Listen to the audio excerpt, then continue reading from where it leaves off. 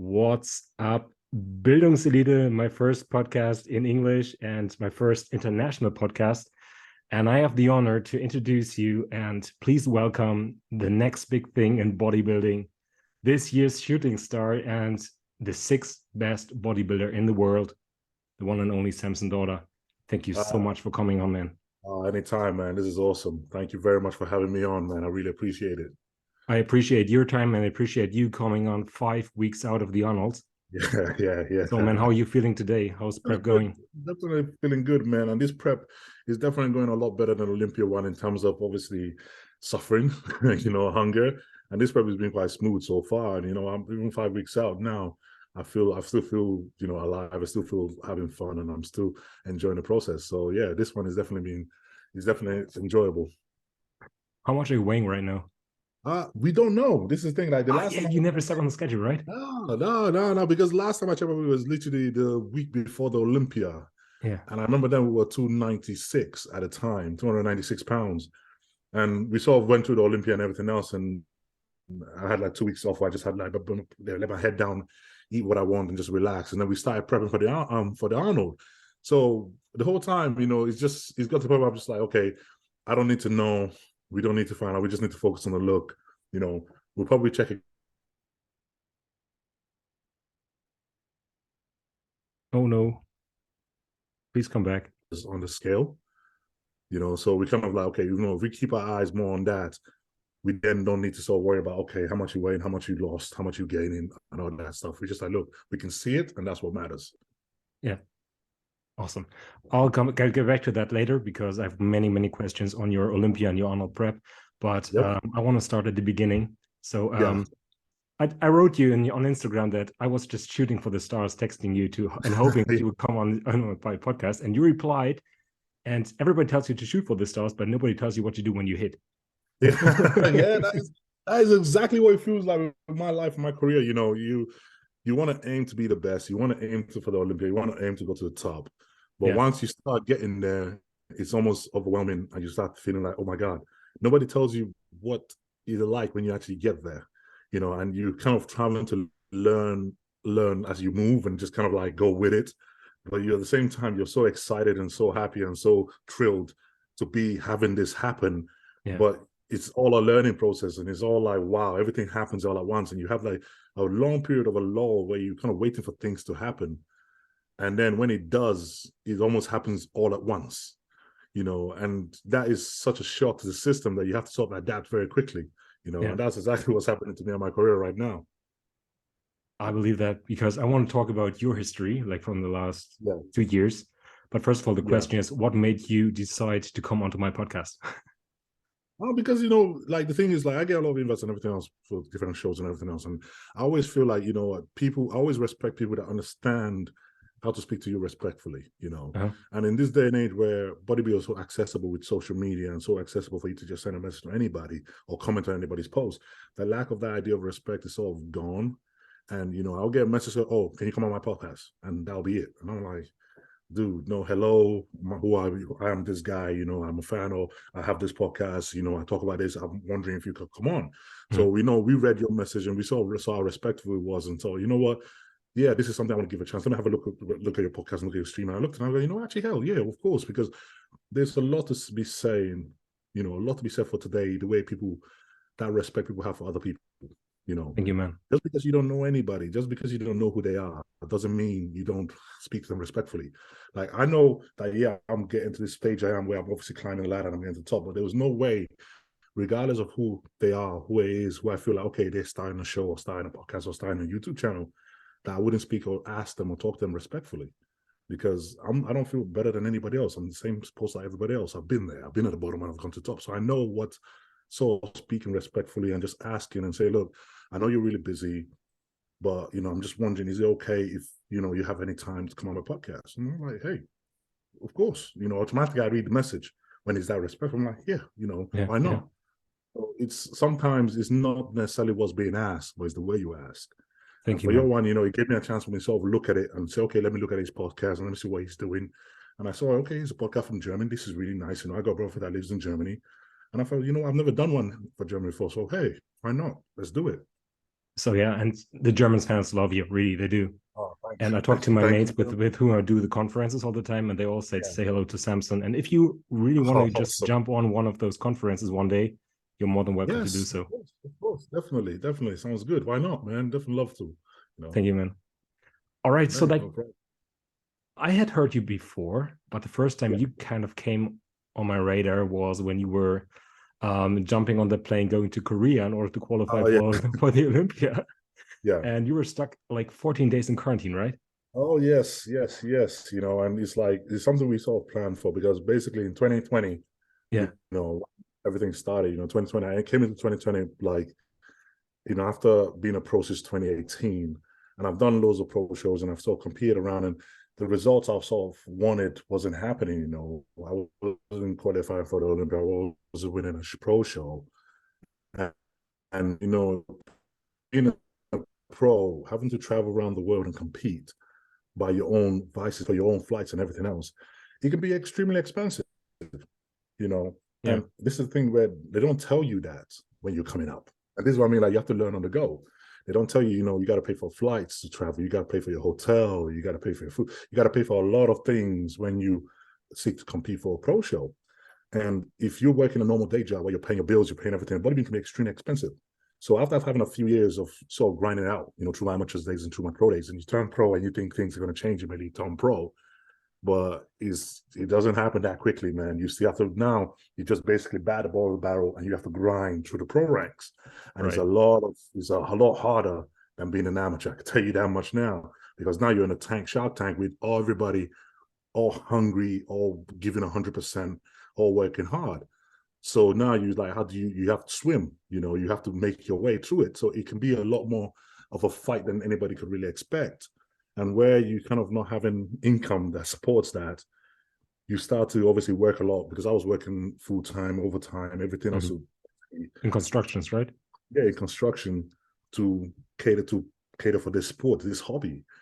And it wasn't paying off for what it is. And, after a few years, I was getting in debts. I was getting in, like, doing everything I can just to stay afloat, just to be able to keep up this hobby. So coming to the 2020, it was basically, okay, you know what, this is my last year. If it doesn't work out this year, for me, this was going to be it. This was really like, okay. Yeah, because at this point, it was just imagine. It didn't make any sense. I was working full time. My wife was working crazy hours, and just to feed my hobby. So it's a bit selfish and very unrealistic. And you self standing back and thinking, okay, maybe I'm being a bit deluded. Maybe this isn't going to work out for me. Maybe this isn't for me. So at that point, I was like, okay, I'll give it one more year. And if it doesn't work out now, then I'm going to have to start thinking about doing something else, because I can't keep doing this. So we came into 2020 hoping to get an invite for the Arnold Australia at the time. And eventually, I think we didn't get invited for that, but we got an invite for Arnold Brazil, which was in April. So I started prepping for that show that year in 2020. And then obviously Corona came in, everything shuts down, everything is stopped, everything is on pause. At this point, I was already 6 weeks out from I was 6 weeks out on the show. So I was already thinking, so, knowing at the time, if I knew what I didn't know now, then that's a different thing. But at the time, I thought, well, this is not going to be forever. This is probably be like 2-3 weeks, and we'll go back to normal. It's not worth stopping my prep. I'm just going to slow things down a bit and just carry on prepping. And yeah, the Arnold might not happen, but if any other show happens straight after the Arnold, I'm going to do that instead. We got the New York Pro, you got all these other pro shows. I'll do one of them instead. So I just carried on prepping. And then obviously 2 weeks later, it's still happening. A few weeks is going, and you're going and going. And at that whole point, it's like, okay, it's getting to the summer now, and I'm still on prep, going on months now, and nothing's happening. Every show is being canceled. There's no travels, no nothing. So I kind of grinded out, working and prepping at the same time all through the summer, trying to find any show that would happen. And every time I prep, a show's coming up, and I'll be like 6 weeks out, and they'll be like, oh, canceled. And I'll go, okay, right, next show. 10 weeks out, I start carry on prepping again. And it carried on like that throughout the whole of that period, where I was just on a very long prep. And, it was getting to the point where I was thinking, what, this is my last straw. If it doesn't work out this year, I can't say, well, okay, I'll try. Since this year has been a career, I'll try next year instead. So I'm like, no, I want to make sure that I'll do whatever it takes to say, look, I gave it my all to make it happen this year. So I just carried on prepping and say, look, when one show comes up, it will come up. And I went through, nothing happened. And then finally, when things started sort of opening up a little bit, we had a show in Tampa Pro was in August of 2020. And I was like, okay, this one looks like it's actually happening. It's going to go down. You know, obviously, people from Europe and UK weren't allowed to fly to the US at the time. Yeah, right. A certain permit and, you know, as a special athlete to go, be allowed to fly out for your sporting event. So we kind of, you know, called the embassy, called around trying to find out, okay, to get this special permit and everything else. Spoke to the airline, spoke to everybody I can, so get this granted. And they said, okay, yeah, with this paperwork, you should be able to fly out to go. So got all that in the way, got all the paperwork, get ready. Day before, it was a Thursday. The show was on a Saturday, and it was Thursday. We headed to the airport, Heathrow Airport, got there, ready to fly, have all our paperwork, getting ready to check in. Everything's going smoothly. And then they said, oh, one of the gentlemen said, oh, we can't let you fly. And I was like, what do you mean? What's missing? And he couldn't really tell me why. He was like, no, we can't let you fly for this reason alone. You know, it's all COVID, it's all that. I was like, yeah, but look, I'm going in for the event. It's on Saturday. You got the permission, didn't you?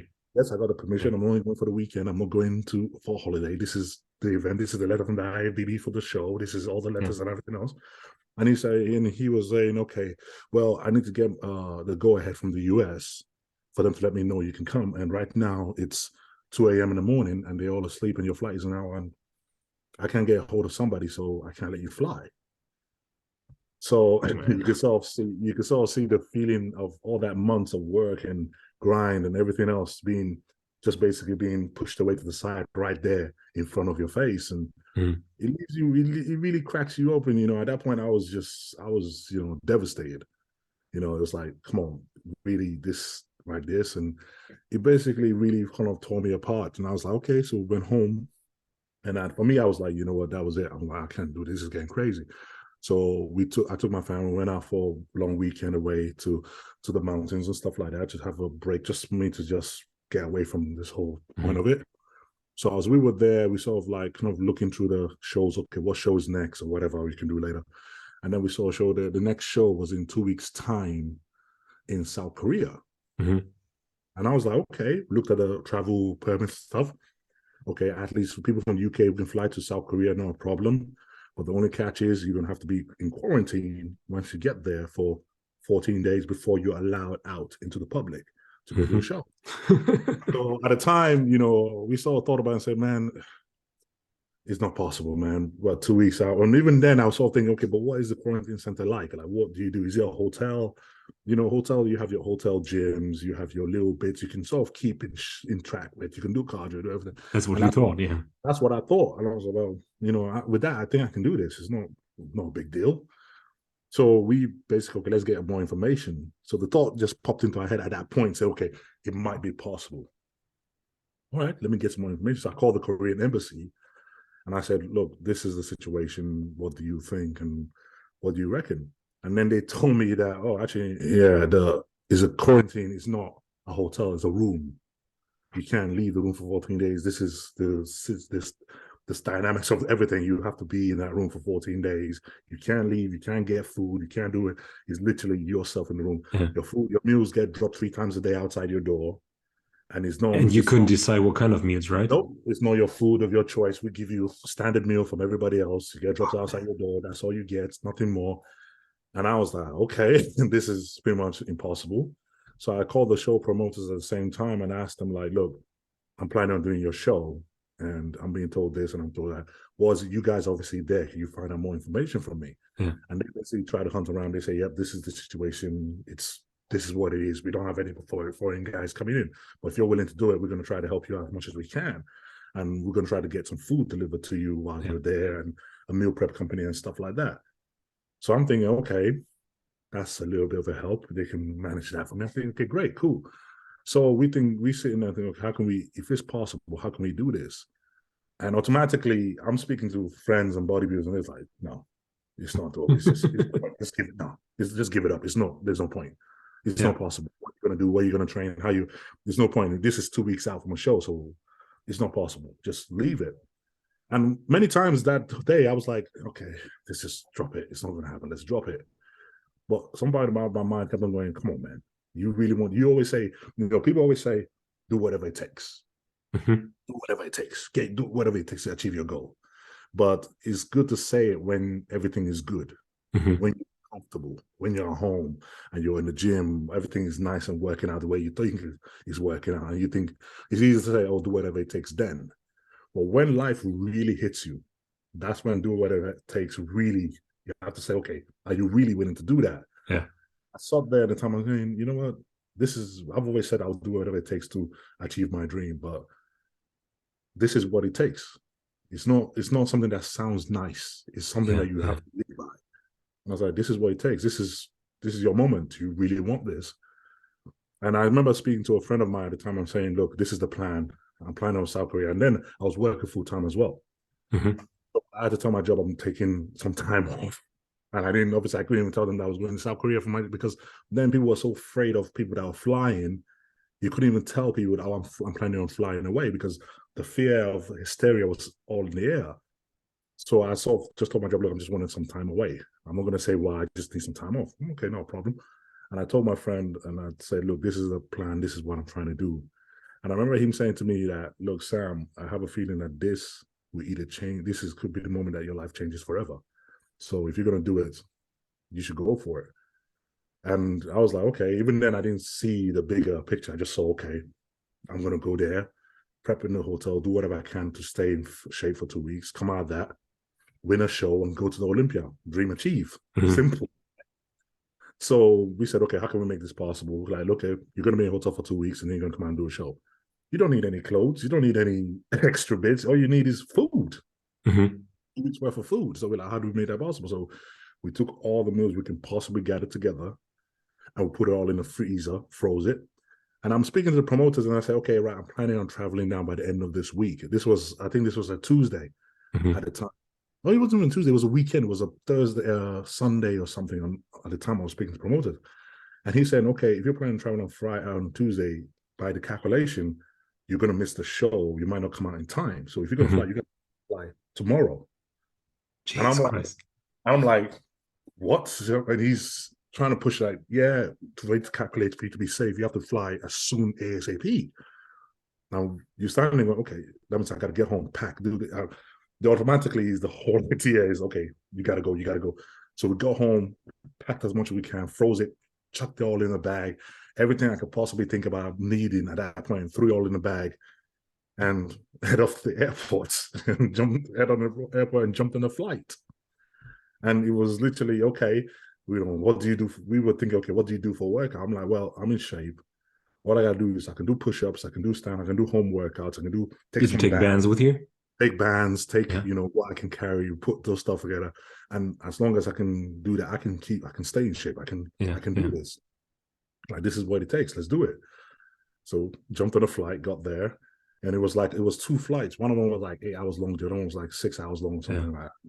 Got there and got to the airport in South Korea, and you land there, and it's like, the way it is, it looked like, man, the war or something was happening, because right as soon as you got a plane, you have this long queue of people trying to get in. I remember being in the airport for like 4 hours, one interview after another, each one taking about an hour, and them asking me the same question. Okay, why are you here? Do you know you have to quarantine? The reason for your visit is this. I know. And by the end of it, I was so exhausted and tired. I was like, look, just get me to the hotel, just send me back home, because I'm exhausted at this point. So kind of did that. And eventually they was like, okay, if you're ready, we'll put you on a bus and take you to the quarantine hotel. And it was literally that. They take you outside, put you on a bus, and you drive you to this hotel.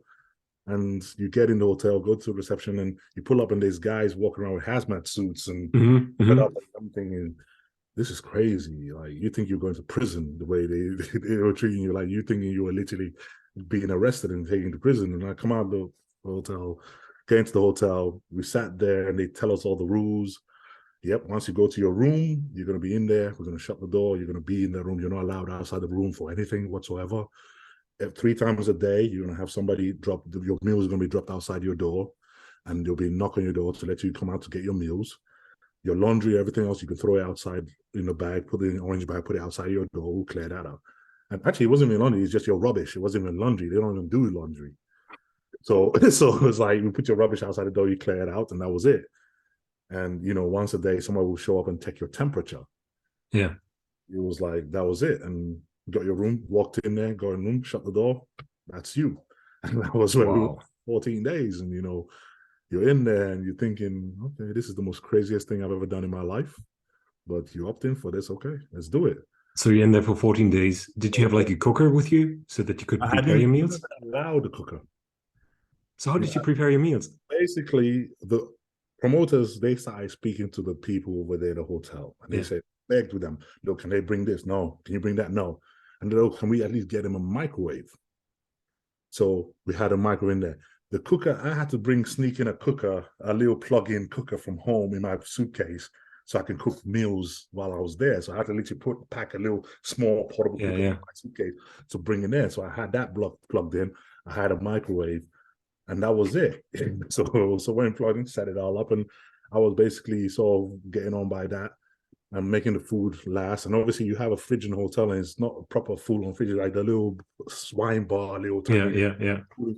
Had that stacked with food as much as you can to try to keep them, to make them last as long as possible. Yeah. And, you had a whole 14 days of like, okay, eggs in the morning, rice, everything else. And so you had a full suitcase of eggs. Because even the eggs, I took, what happens is with the eggs, it kind of had like the little, what do you call it? The little liquid egg whites. Oh, yeah, sure, yeah. The little shaken ones. That's the one we sort of had. So like, okay, liquid egg whites, that would do. That would be nice. Last few days and stuff like that. So we had those.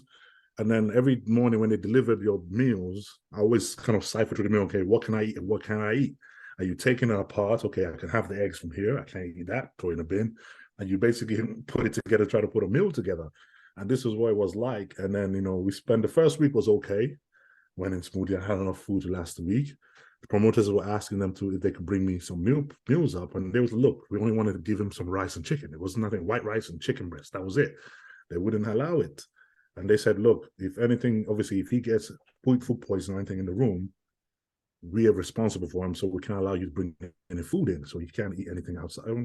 So it was just that whole process of backwards and forward. So eventually, with the food that you brought, like the frozen chicken, the egg whites, you were just waiting for food poisoning to happen. There you go. So it was basically, as they were defrosting and they were not staying for it, was basically eat them and make them last. And once they go off, that's it. You're on your own. So by the time we go back to the second week, I think the promoters basically they're allowed to send me some box of egg whites in cartons, and they allowed that to come through and some supplements. Yeah. So they brought that through. So by the time it was getting towards the end of the second week or the second week, all I was really having was basically egg whites and white rice, and and that was basically my diet at that point, But it's kind of like you're obviously running on the spot for cardio. Yeah, I've seen that. So guys, if you haven't seen that, check out this video. He's like running in his room on the spot for like how long? 1 hour? 1 hour? Half an hour. So an hour, just as long as the cardio needs to be, you just run on the spot. Run on the spot as much as you can, trying to do work on your shoulders. You do handstand and like pump up shoulder press to get off against the door to get your shoulders done, chest press. At this point, we're 2 weeks out from show, so I didn't really kind of have to train legs as heavy. So simple squats, bodyweight squats would have done enough. So it was basically all these techniques and bands to hit the back and stuff like that to sort of make a workout seem just good enough so it keeps your body in active state and you don't start degrading and stuff like that. So that was basically the whole 2 weeks. And, you sit in a room 14 days, like cleanly 24 hours after 24 hours, and you're watching TV, you're falling asleep, you're waking up, and you just completely come up with your own regime, with time. Because even then because of the time zone, I was more or less sleeping at nighttime. Sleeping at daytime and then awake all through the night because I didn't know anybody in South Korea, but all my family was here in the UK and it was nighttime normally when we were awake. So for me to be able to have somebody to talk to, I make sure that I slept there during the day and I'm up awake during the night so I can still speak to my family over here and give them a lowdown. So that's what we basically had, that reverse time zone I was living the whole time while I was there. So it was definitely, a challenge. And it was, after a while, we kind of made it through. And then I think it was like a day before I had to leave the hotel and finally get let out. I'm excited. I'm like, okay, I made it. Yes, I did it. 14 days and everything else. And so I got a call from promoter and they said, yeah, Samson, we got some bad news. I'm like, oh, what's this? So South Korea is going back into lockdown and the show has to be postponed. They said the show had to be canceled. And I'm like, I just spent 14 days in this place doing this, and I'm finally about to get out and feel good. Like, okay. And you're telling me now, the day before I have to leave, that this is all for nothing. So you can imagine how that felt. After I just like, you know what? I didn't want to talk to anybody. I just switched the phone on and just went back to sleep. Because I'm like, this is just too much for me to process right now. I just went back to sleep. So I woke up and he was like, okay, well, we're going to try to postpone the show for 2 weeks when the lockdown's over and try to do the show then. I'm like, but you can't guarantee the show is going to happen in 2 weeks. And what guarantee do I have? And he goes, so we're kind of sitting there and he's like, well, this is the way the situation is. So the case was basically become, do I just go home and be like, well, that's the end of that? Or do I stay in Korea for another 2 weeks just to hope that the show would then happen after that? So, it was a case of, okay, well, you've already done your 14 days. The next 14 days will be out in the public. You can go to a real gym. You can eat real food and all that. So it should be easier. And then if the show happens, great. If it doesn't happen, at least you made sure you did everything you could to make it. So that's basically what happened. But although the point is, at the time, I only had 2 weeks time off work. So for me to have another 2 weeks was just a pure complaint and pure drag and everything. And what happened was, I was there for the first 7 days. Nobody even knew I was in South Korea. Yeah. Because I didn't let anybody know. We kept it quiet and just like, look, this don't want my work to know at the time. So like, if my wife finds out, I'll probably get in trouble. So don't let them know. And then it came to the second week. And I remember the promoters were like, look, we're trying to promote the show. We told them, we're advertising that you're going to be at the show. And, Korean people don't believe that we are here. They don't believe that you're doing it. So just to help us promote, okay, you're willing to make a video to say you're in South Korea, you're in quarantine, and you will be at the show. So I said, okay, no harm. Did a video for that. And I posted that video out saying I'm in South Korea and everything else and show what I was doing. And people lost their minds. It was all of a sudden like, it went viral and everybody was losing their shit about it. And I was like, okay, I knew it was a personal challenge, but I didn't see it at a big enough deal at a time that was going to have that much attention from everybody. And the problem was saying people are losing their minds, that no one's ever done that before. It's never happened, especially with open guys. It just doesn't happen. So that this is unique. There's something on. I was like, I'm just doing I'm doing what it takes, right? So a lot of people lost their minds about it. And then from then I was getting loads of interviews and people wanted to talk to me about it and say, look, you're in the room right now. What are you doing? And so I basically started having interviews and talking to people about it and saying, yep, this is the situation. This is as real as it gets. Like it's not a lie. I'm really here in the room. Look at that place. So I did a lot of interviews like that. And I did one with obviously on the Hosstile Forwards channel. And obviously spoke about it and everything else and right in the room and everything else like that. And then what happened was about towards the ending of that, my 2 weeks break, when I finally was about to come out, the people from my work found out that was by seeing one of those interviews. I found out I was in South Korea. So basically I got fired while I was there. So you can imagine now it's like show's been postponed or canceled. I don't have a job to go back to when I get back home. Everything is just looking like it's been the biggest, mistake of my life to try to do this. And at this point, they're just completely thinking, holy crap, this is terrible. This is as low as you can possibly feel at this point in time. And then the next day, I got a call from Fuad and he's saying, look, he's just starting off his supplement company. And the interview we did, he's getting a lot of attention from it, and people are really impressed by what you're doing. It's incredible. And he goes, man, we've never seen drive and determination like that before. And he goes, this is somebody, you're the kind of person I want in my company. Somebody that's really, really willing to sacrifice anything without regrets to get. Yeah, sacrifice without regret. Yeah. There you go. So I'm like, well, this is where I am. And he goes, well, Sam, I thought you were under contract. I thought you were sponsored. And I was like, no, man, this is me. I'm paying for this myself. This is all me. And he was so shocked and so surprised by it. And he's like, bro, I want you in my company. You're exactly what we want in this company. And I was like, bro, man, you know what? Right now, you give me the handout I've begged for and wished for years in this sport, just somebody to give me a chance. And he basically signed me up to Hosstile right there. And with a fixed salary already. Well, with a fixed salary already. Yeah. It was like, that for me was like, oh my God, So this hasn't, so far, this is looking like it hasn't been for nothing.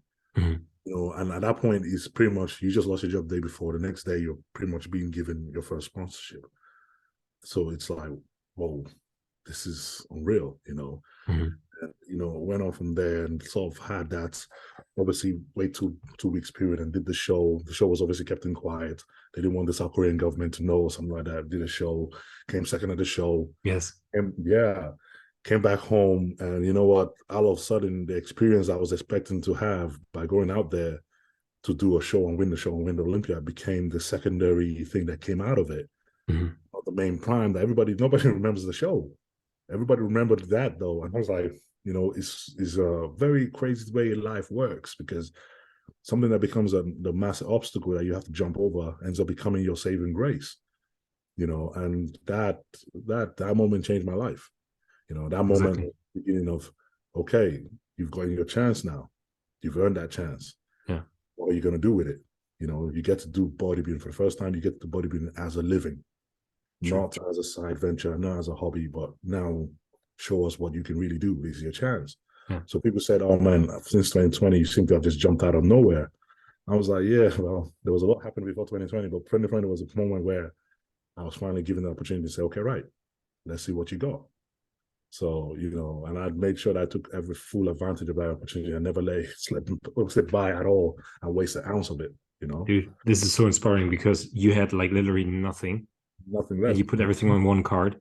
And I wrote on the question whether you regret that decision to go to South Korea or not.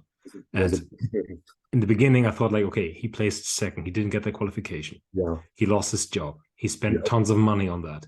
He was like in that room, maybe like mentally completely fucked. Oh yeah. You know. But on the other hand, it just turned your life around, didn't it?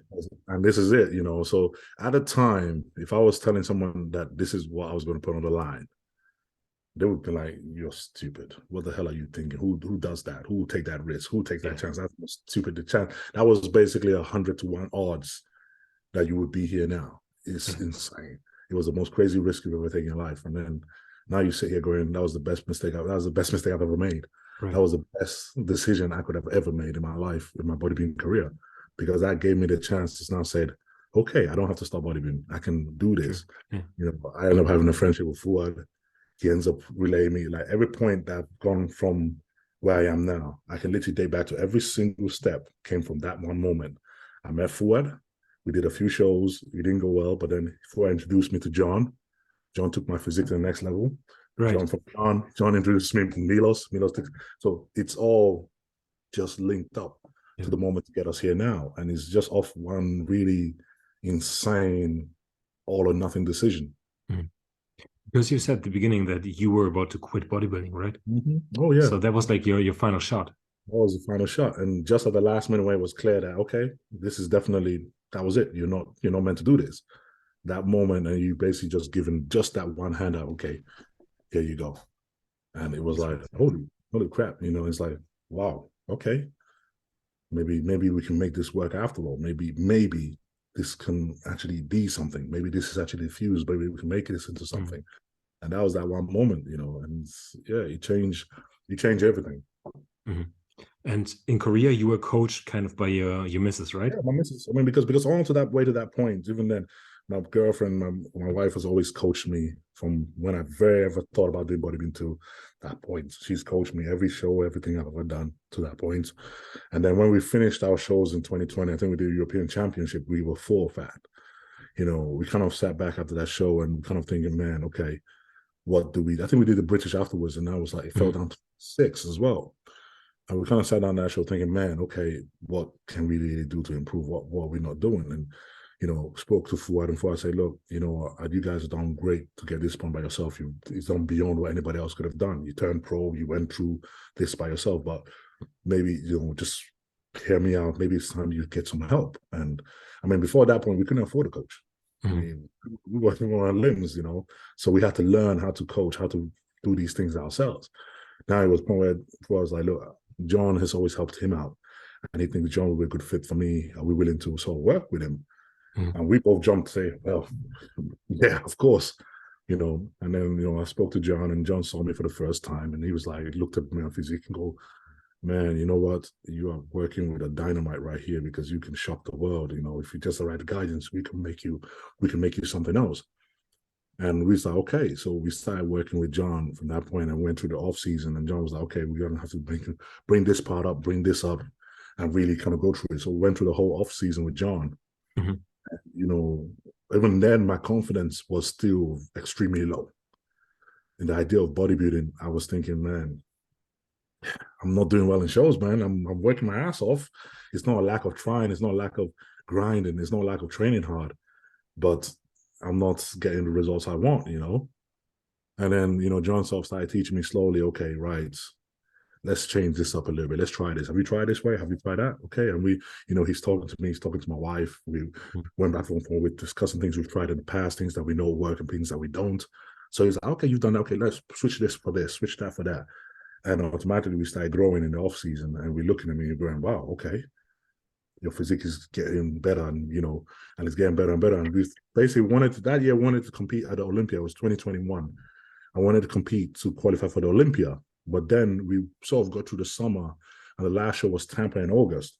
Mm-hmm. And we kind of looked at, you know what, for us to really make progress, we wouldn't be able to make it in time for that. We would have had to start prepping too early. So we thought, okay, we'll do one of the post-Olympia shows instead. So then that was the first year they announced they were going to do the Arnold UK. Mm-hmm. I said, perfect, right there, September. That's more than enough time. That gives us enough time. So we started prepping for the Arnold UK. So, you know, John was so adamant the idea of, you know, he kept on telling me, man, you're going to be great. Man, you're going to shock the world. Man, you can come. They don't know what's coming. Man, you're going to destroy everybody. Man, you're going to change people. People are going to see you. People are going to, and you know, and he kept on telling me the same and still drumming in my ear over and over again. And slowly, you know, the confidence starts slowly coming back. Okay, seeing the results, he's telling me that. And he starts building, and I'm getting better and getting more confident at it. And I can see the progress happening. And then we started prepping for the Olympia, and you know, we go in for the prepping for the Arnold UK. So we started prepping for that, and then the prep was going absolutely great. John was so impressed and so like just astounded of like this great physique and how my physique responded and everything. And I know John always made a joke saying all these years he's always had the knowledge, but he's never had a genetic freak to really explore that yet, because for the first time I go athlete that has the genetics to go all the way. And he was really excited by that and kind of going through it. And then got to 8 weeks out from the Olympia. And I remember speaking to John, like it was on the Friday. And I spoke to him, and we sort of had our check-in and everything else. I mean, you know, it was on Sunday, and we had a check-in and, okay, tell me for the week and what I have to do and everything else. And John was telling me, man, you're going to shock the world. We're going to make it. We're going to qualify for that 2022 Olympia. And when the time comes, the world's going to know your name. We're going to really shock the world. And I was like, okay, well, I'm waiting to see it, but let's see how it goes. And then the next day, you know, I got a call. Saturday, yeah. Yeah, and I got a call, and they said, oh, man, I didn't even get a call. I got a message. Yeah. You know, somebody sent me a message saying, dude, my condolences. And I'm like, your condolences? What the hell are you talking about? What's going on? So I'm thinking maybe there's something happened on the news. I'm switching on the news. I'm looking around thinking, what the hell is going on? What's this all about? So I opened social media, and, you know, all I could see was the headline, the passing of legendary bodybuilder and legend John Meadows. And at that point, I'm like, nah, this must be one of those posts that someone's made up and it's just gone viral and people don't really know. So I'm, you know, digging here and digging there, trying to find out, what's going on? What's this all about? Is this true? And I'm not getting no response back, and no one's telling me anything, and I'm getting frustrated, and I'm thinking that. And eventually, you know, it comes true that, yeah, you know, unfortunately, John passed away that last night. And I was in the point where I was just in disbelief and shock. I'm like, man, I was just talking to him. What the hell are you talking about? Like, we have this plan, we have this vision, we have this thing, you know, he's brought me here, you know, he's got me this far. We cannot see to the end. What the hell is going on, you know? And at that point, you know, it just felt like your world just got crumbling down, you know. It felt like, why is it every time I get a heads up and I get a leg up and I'm walking, something always lands in the way. Something always has to remind me how shit life is and how bad it is and how horrible it is. Why is it always got to be something? And now I finally have somebody that truly believes and sees something in me and is willing to really work with me for it. The most gold-hearted man I've ever met, someone that really would have took me there for nothing. You know, he just wanted to see me do well. And you're going to tell me you're going to take that away from me too? and that was crushing for me. And I just felt like, you know what, I'm done. I don't give a damn. I'm done with this. I ain't doing this anymore. I'm not ready for this anymore. And I just said, no, I'm done. I'm not doing this. I don't care. So went off. I didn't want to speak to nobody. I didn't want to know. And then the following few days, it was basically, it felt low, man. It felt bad. There was no getting away from it. It felt horrible. And then, people started getting messages from friends, family, fans saying, look, Sam, do it for John. John has what he said about, he constantly tells us how great you're doing and what you're doing and how well happy he is to work with you. And he believes that so hard that you're going to shock the world and you have to do it for him. You have to finish this performance. Don't stop. He would want you to finish. Don't give up. And someone then sent me, a guy sent me a link of the Friday before we spoke. He did a podcast like John always does. And, and people said they asked, I think he answered the question where they said about like, what are you excited about? Your athletes excited about for this year. And I remember he said about me, and he said, yeah, I got this one guy, Samson. He's from the UK. Man, Samson's a freak, man. You wait till you see him. He's going to shock the world. Everybody's going to be talking about him. You'll see. Was that the speech that you put into your posing? That was that speech, and he said that the Friday before he passed. And I heard it, and, I broke down. And I'm like, okay, you know what, John? All right, I get it. I'm going to do this. I'm going to do this for you. I'm going to do this. Let's do this. And I'm saying to them, okay, right, if I'm going to do this, I can't do this on my own. I just can't. It's just too hard. I need some help. So, John has always spoken to me about Milos, and he's always said, oh, man, I spoke to Milos about this protocol, and I spoke to Milos about this, and Milos thinks this, and Milos thinks that. So I said to him, okay, you know what? If I know anybody, any coach I can trust, though, knows the way John works, and knows enough about me and John that could truly help out, will be Milos. So I basically messaged Milos up, and I say, hey, I don't know if you know me or anything like that. I'm a client of John's. I don't know if John has spoken to you about me before, but I'm 8 weeks out from the Arnold. At this point, I was 7 weeks out from the Arnold, and I'm like, I need help. I don't know what you can do, but I need help. I need to get ready for a show, and I'm stuck. I just need help. And Milos was like, look, okay, you know what? For John, let's do it. So right from get-go, Milos got my diet, got everything, started working with me immediately. We started working together. He started teaching me, started showing me. We started going through. And I said, you know what? We were heading into the Arnold UK. And Milos, we kind of did the first. So when the show came up, Milos was so impressed about how well my body sort of responds to things. And he's saying, man, 7 weeks, you're already looking so much better. It's like, man, I can't imagine what you'll be in a few years because this is crazy. Mm-hmm. But we went off and we did Arnold UK, where we came second with Nathan Dayash on that show. And obviously that's the same show that I thought, coming up to that show, I was like, you know what? Arnold is always known for posing and posing routine. And I said, you know what? One day I was walking my dog and I was like, an idea popped into my head out of nowhere. It was like, actually, I know exactly what I want to do for a routine. I want to dedicate a routine to John. And I'm thinking about doing, it just literally popped in my head. I was like, I know exactly what I need to do. So, I sat down at my computer. I went through the podcast. I took the voice point from there. I took the music I wanted. I added it all together. I was like, I played it. As soon as I played that all together, I just started crying. And I'm just like, I couldn't even listen to that whole mix, not once without crying. I'm like, I'm supposed to pose this and I can't freaking even listen to it. Like, how do you break that down? And so I started practicing the posing, and I literally said, okay, what I'm going to do is I'm going to have an idea in my head what the poses I'm going to do. I'm not going to practice it. I'm not going to really think about it. I'm just going to know roughly what it is, because it looks like I want to really bring that emotion on stage. I want everybody to feel that emotion. I don't want it to just be a choreographed routine. I want people to really feel it raw, what I'm feeling at that very moment. So I did it all together. And then obviously we did the whole, Arnold did the poses, the call outs. And then it came out to routine, and I sat there. I remember standing backstage, and I was standing backstage, and I'm waiting to go on, and John's voice comes up. And it felt like that precise moment right there. Yeah. It felt like, man, John's watching going, okay, this is your time. Let's do it. And I walked out of there, and I just like, you know what? Let it hang out. Don't hold back. Let everybody see, let everybody know, let them feel what this means.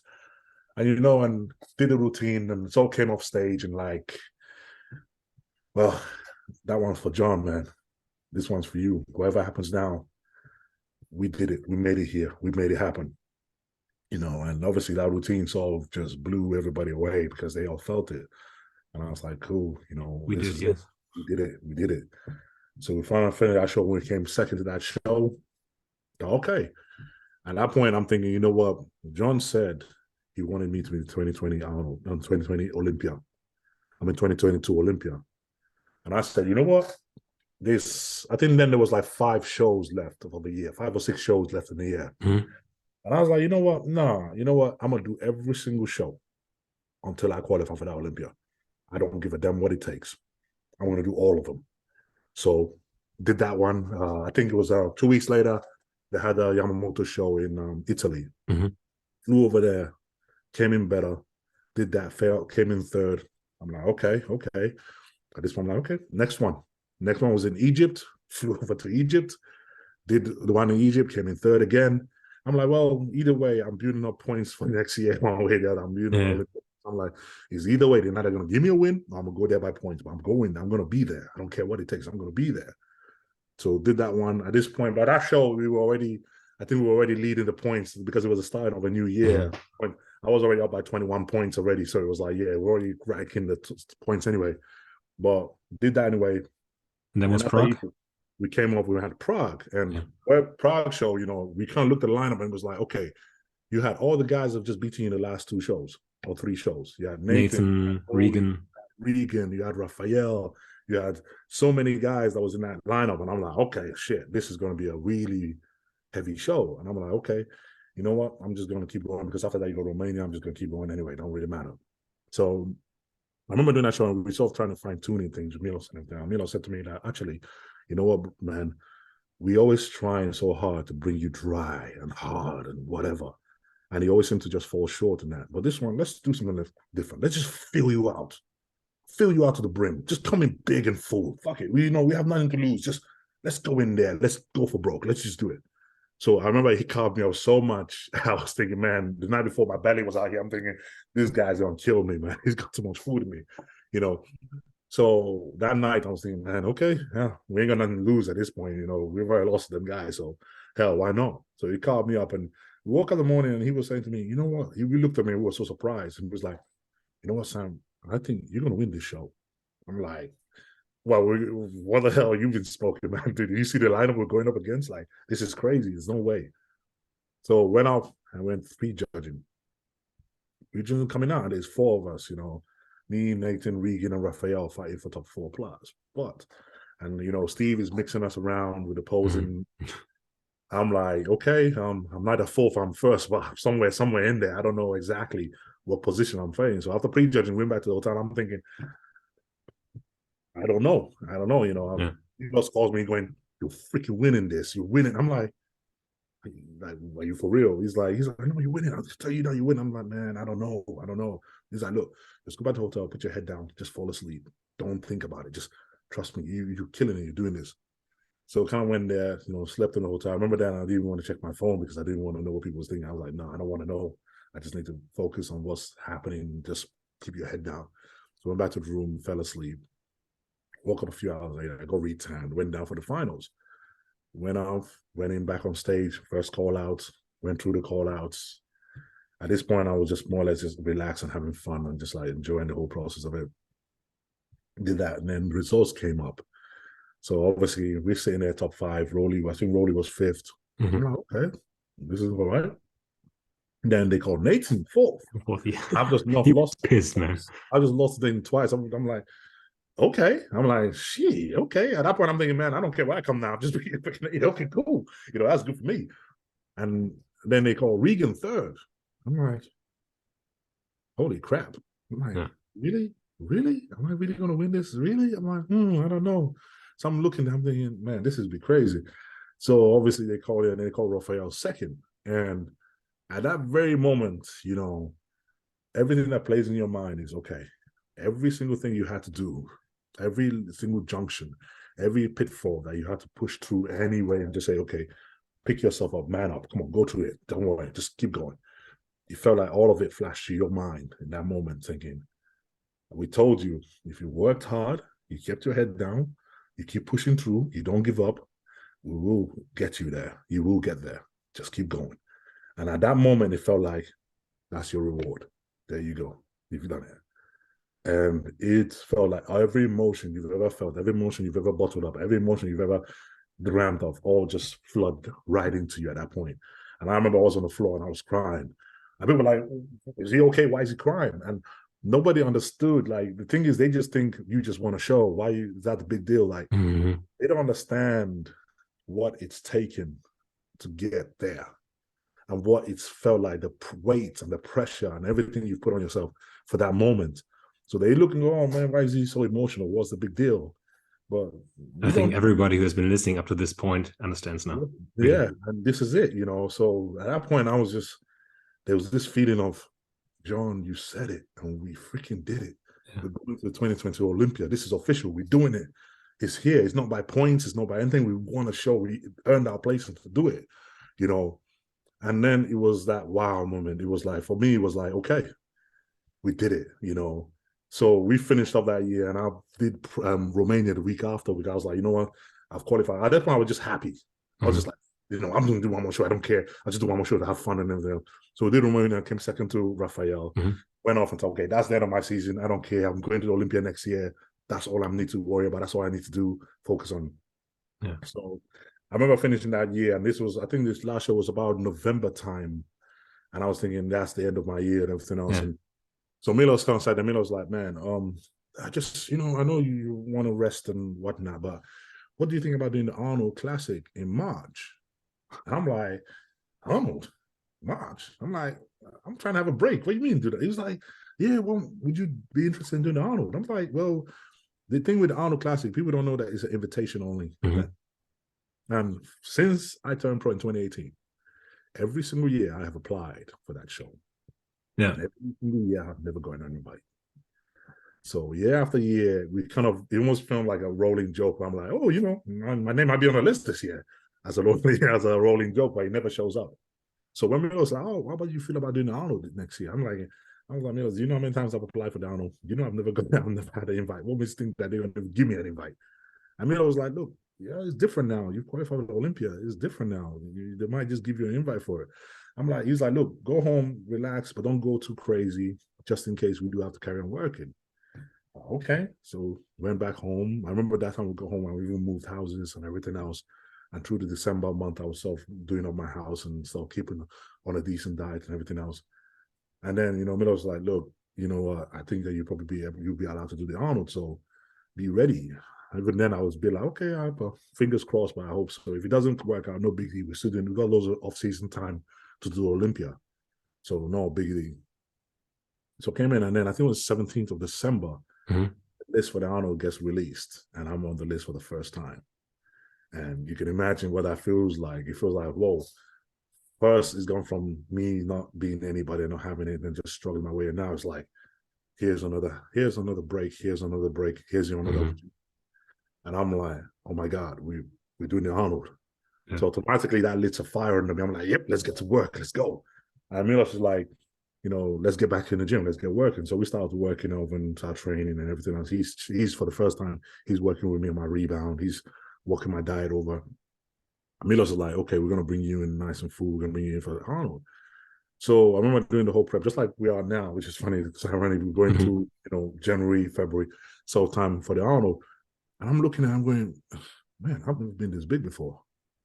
I'm putting on a lot of size, especially when I haven't had an off-season. Like, okay, this is crazy. I'm like, Milos, look, my weight, it was sitting for weeks. It just sat at 285 pounds. But we were getting leaner. I'm like, well, scale isn't moving, but I'm getting leaner. I'm like, okay, let's just see what happens. And then, you know, come up to March in 2022, and we're like, okay, 280 pounds. Like, that's 10 pounds heavier than the week the way I was in December. Yeah. I was like, whoa, my last show was 270 and now I'm 280 and I haven't had an off-season. I'm like, Milos, you crazy, man. What you do, what you do works for me. It just looks like my body responds to you. You know, all the programs you do. He's like, Milos is saying to me, you know what, if we have an off-season, I'm going to turn you into a monster. I'm going to put 30 pounds of muscle in. I'm like, yeah, you know, they all say that stuff. I'm like, yeah, okay, let's see. So obviously we did the Arnold, Ohio, and that was the first show that we sort of hit a big show in the US. And, you know, a lot of people took notice. And this is what we were working that show. We're like, look, we don't have to do anything great. We don't have to win. Just make them know that you're here. Just wake the world up and say, yeah, I'm coming for the Olympia. I'm coming. Know that I'm here. And that was our whole goal for that Arnold is shock the world. Let them go, who's this guy? That's all you need to do. So when the Arnold came out, that's exactly what happened. You know, for the first time, people started asking questions. Well, this guy, Samson Dauda from the UK, Samson Dauda from the UK. And we were, you know, we left that Arnold, you know, placed 4th in the show. Got Brandon Curry, William Bonac, freaking Steve Kuklo, Justin Rodriguez. We got some big names in that show. You know, we're placing 4th for that show. And I'm like, okay, you know, this is definitely the year where things now have taken a turn, and you know, people are definitely knowing and speaking about me and really knowing that okay, this guy's a threat. This guy can go far, you know. So we sort of came off the Arnold stage with that idea of okay, they know who we are now. They know that we're here. But you know, the question is, you know, it's oh man, can he bring his back up? Can you do this? I was like, don't worry, man, we got off season. I'm like, and I said to them, like, look, whatever your physique you saw on that Arnold stage, come Olympia in 9 months' time, it won't be the same physique ever again. You won't see. Whenever, you know, people sort of think that all bodybuilders say that. It never happens. They all talk like they're gonna be this much bigger or that much different, and nothing happens. I'm like, okay, you see. And so, dude, you exploded. You literally exploded. So how did you manage to put on so much mass? So basically, you know, working with Milos for the first time in the off season, you know, Milos was like, okay, right, this is what we do. Give you 8 weeks, completely clear out. Just give your body a complete rest. Don't worry. Just take your time, relax, enjoy yourself. You've been prepping since last year. Just completely relax. Give yourself some. So did that, and then we started the off season. And Milos is switching on my food. He's really working. He's magic on me, showing me how to really train and how to eat and how to capitalize. And you know, what exactly did he change?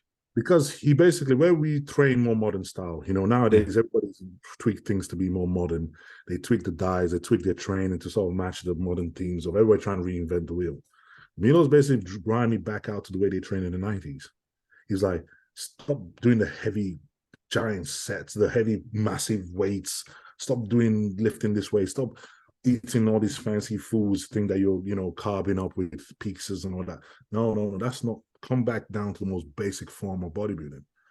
You know, drop the weights, drop sets, heavy sets, you know, concentration set, super sets, those things that really stimulate the muscle, those things that draw massive blood flow into your muscles.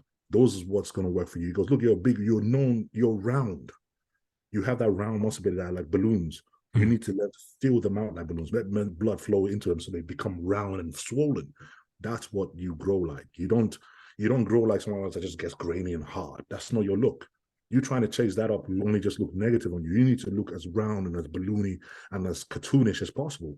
So he catered my training to be that style, for that full volume and that full style of training. And my diet took purpose of that. You know, from that point on, even in the off season, you know, I'll talk about eating like 7,500 calories in off season. They go, oh, I'm like 7,500 calories of clean food, of rice, chicken, and you know, sweet potatoes and fish. It's a lot of food.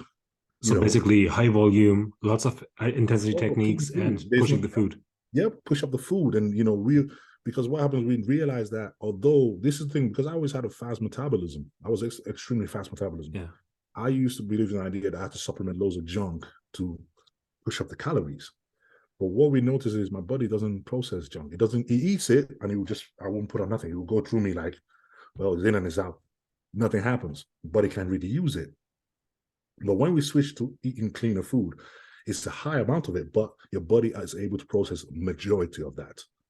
So now it's food that your body can use. It can store in a muscle. You can store glycogen better because it's clean rice. You can store pasta. You can store potatoes. You can store a lot more cleaner food than you're trying to eat pizzas and this and that. Those stuff just doesn't do anything. You know, you're full for one day and then the next day you're flattening off again. You hold this food. Yep. You hold loads of water for it. You look like, you know, salt and everything else. Those stuff don't work for you. Clean it up and eat things. So even though it's a lot heavier eating that much food, but because this is another thing Milos was always about. People always say, oh, why is your waist stay so small? I'm like, yeah, because I've never had any digestive problems. I've never had to use digestive enzymes or anything. I've never had bloatiness or anything like that. My body can tolerate crazy amount of food. and process through it without any of those kind of problems. She's like, well, feed it more of what he wants. Don't be crazy. Give him more things. You know, for all the meals you eat, you use pretty much up to 90% of it. Your body actually genuinely uses when they're clean. If they're junk, it just goes through you. You don't put on anything. You don't do anything. Well, so give him more of what he wants. So we cater my diet to make sure that I'm eating majority of my food is all clean. So that's what we say. 90% of the food is clean. 10% is whatever I want it to be. But majority of that your body gets to use. So when you compare that to your training style that is maximizing volume and maximizing blood flow, that whole full roundness, the body just woke up. It just woke up. It was like, he started responding in ways never saw before. Like I've been 300 pounds before that. But this time, first week, I was up 310. We were like, holy crap. I'm like, Milos, I'm like, this is insane. This is like, what the hell? And it was like, well, we're just getting started. I want you to get 330. I'm like, yeah. Dude. I like 300. Did you get to 330? Yeah. Jesus Christ. What's life like weighing 330? It is definitely interesting. Life gets interesting when you weigh that much and you get that big. And the thing is, getting that big and not looking fat is where you think, holy crap. Because I still had the freaking abs. At 380, I still had separation in my legs. This was like, you know, making sure that is. And I remember like we were going up, like just going up week after week, just kept on going up the scales. And I'm every minute I check in with me, I'm like, dude, this is crazy. This is insane. Nobody's gonna believe us. This is insane. And you could see it, and you know, and we go up to, I think first time I hit 320 pounds. And it's at this point, you're like, furniture start to break around the house when you're about that weight. You don't lean on chairs or sit on chairs the same. You don't. How many chairs did you kill? You carry, oh, I broke my main armchair. I broke the chair here I'm sitting on. I broke, like, you carry that weight around, people notice you're a big guy. It's no, well, no, you're just big. You let people know you're big. You know, at this point, we're just so massive. And I'm at 320, and I'm thinking, you know what? I've never been this big before. I'm not even used to walking around with this weight because it felt like a lot of weight. For the first time, it felt like I am actually carrying a lot of weight, you know. And I'm like, holy crap. It feels awesome. Don't get me wrong, it feels freaking awesome because you're like, holy crap. You go to the gym, you pick up a dumbbell, and your arm is blocked about this big just for one dumbbell. You're like, holy, oh, you know, it's insane, you know. You felt like that. And I remember getting up to 320, and I was speaking to me, I'm like, this is, I mean, at this point, I'm getting new clothes. I'm changing from 3XL to 4XL t-shirts. My tracksuit bottoms can't wear that, can't wear this, gotta change. Everything is, all my lifestyle is pretty much changing.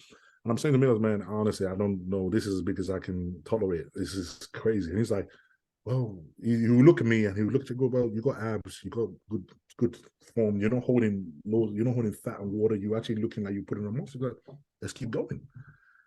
So I'm pushing up 325. At 325, I started getting paranoia, like serious paranoia. You know, I'll go to bed and I'm thinking, oh crap, I'll wake up, I'm like, oh my God, I feel like I'm crushing myself when I sleep. You know, I'm like, man, okay. You know, I remember going off seeing one of the guys in St. Ford and all them, and it was like, you ever thought about using a sleep app machine? I'm like, yeah, that's great, but I'm like, well, I can't sleep with something in my face. I'm like, that. I'm like, I tried it, couldn't sleep with it. I was like, yeah, I'm just take my chances going out. So carried on pushing that. The thing is, it wasn't when I was lacking sleep. I was sleeping fine. It was things I was sleeping a lot. So that way you end up sleeping a lot. You know, you do anything and you fall asleep. You know, so you carry a long mass. And then eventually, you know, we get into about that August time, and you know, I'm getting up to 330 pounds. And we put an update for it, and we're looking at him going, okay, this is as big as this is way beyond the realm of possibility. This is something I never even thought was possible. You know, my whole career, I thought, okay, you know, if I ever get 300 pounds, that'll be the upper limit. And I'll blow past that by 30 pounds. I'm thinking, this is ridiculous, you know. That was the time where I was like, yeah, this is a whole new level. And when you're about that weight, you leave your house, you go anywhere, people let you know you're that big. They're staring, right? They can't. There's no place you go that you don't have everybody staring at you. Yeah. There's no place you go that you don't have people going, the hell is that? You know, so it came to the point, you know, people think that, you know, this is the thing, there's this false idea that bodybuilders are vain and people, they think they like the attention. When you do this for a living and you're that big and you get it all the time, you honestly, you always want to be the guy that is just, you want to disappear. You don't want to be seen. You know, you wear baggy clothes and you put your hoodie on. You want to feel like you just want to walk into a shop, buy what you want to leave. You don't want to hang around.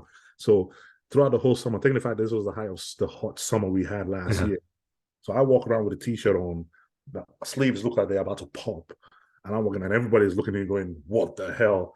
And, and it gets to a point, I'm like, oh, okay, I can't do this. I need to.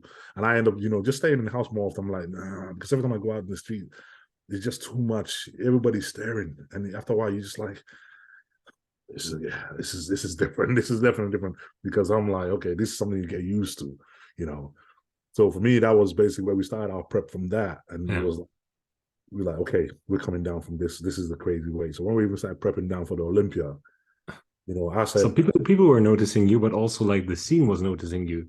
Yeah. Suddenly people were talking about you. You were like the dark horse that comes to the Olympia. You were that person that could do severe damage at the Olympia. And then that form update. Yes, that was the one. And after that dropped, everybody went nuts. And I remember my phone didn't stop ringing for hours. Like, what the hell? What the hell? What's this? And I'm like, yeah, that's the way I look right now. How did you cope with the pressure, man? Man, the thing is, the pressure is insane. Because honestly, I've done shows where, people say, oh, yeah, you're probably one of the favorite to be top place in the show and everything else. When you talk about the Olympia, and it's your first Olympia, and you're looking at the lineup of the Olympia, it's one of the biggest lineups they've ever had. And, because I always said, like, when I was going to do my first Olympia, I always had this mentality, this is your first Olympia. You don't expect much. So you just think, oh, I'm just going to go there, just do my best and just enjoy the experience. I don't want no pressure, just enjoy it.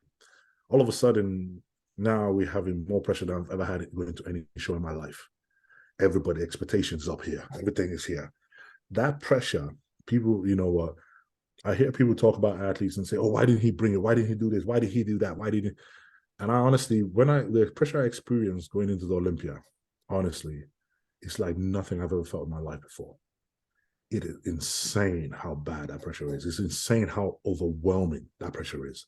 And, fans looking from the outside in, they don't see that, but because I never even knew how bad it could be until I got it myself. And I can tell you now, that pressure could break you.